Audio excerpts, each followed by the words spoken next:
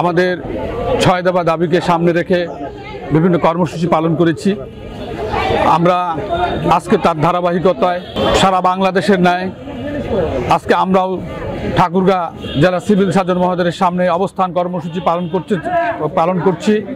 আমাদের ৬ দফা দাবি, নির্বাহী আদেশে নিয়োগ বিধি সংশোধন সহ স্নাতক সমমান 14তম গ্রেড দিতে হবে।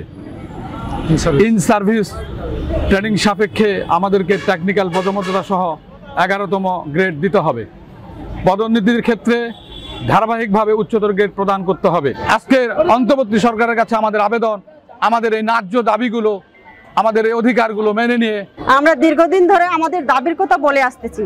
আর বিগত সরকাররা আমাদেরকে আশ্বস্ত করছে আমাদের দাবিগুলো পূরণ করবে, কিন্তু আজ আমরা এর মুখ দেখিনি। আমাদের সমস্যা হচ্ছে, পূর্বে আমরা যে কয়েকটি সেক্টর এদেশের জন্য কাজ করা শুরু করেছিলাম, তার মধ্যে আমরা হেলথ অ্যাসিস্ট্যান্টরা প্রথমে ছিলাম।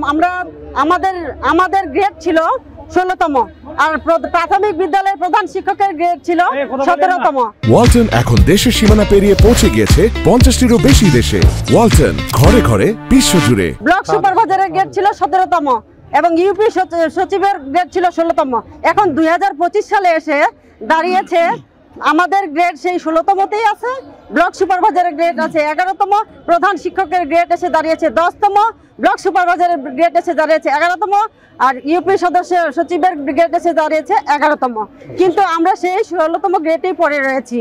এটা কেন? আমাদের সাথে এই বৈষম্য কেন? তাই আমি এই সরকারের প্রধান উপদেষ্টা সহ স্বাস্থ্য উপদেষ্টা এবং সকল উপদেষ্টার প্রতি আকুল আবেদন করতেছি যে আমাদের এই অধিকার দাবি, আমাদের এই যৌক্তিক দাবি মেনে নিয়ে আমাদের তাড়াতাড়ি করে ঘরে ফিরে কাজ করার সুযোগ করে দেওয়ার জন্য যে আন্দোলন হলো, সেই বৈষম্যহীন বাংলাদেশে আমরা বৈষম্যের শিকার হচ্ছি। আমরা এই 27 বছর যাবৎ আমরা বৈষম্যের শিকার।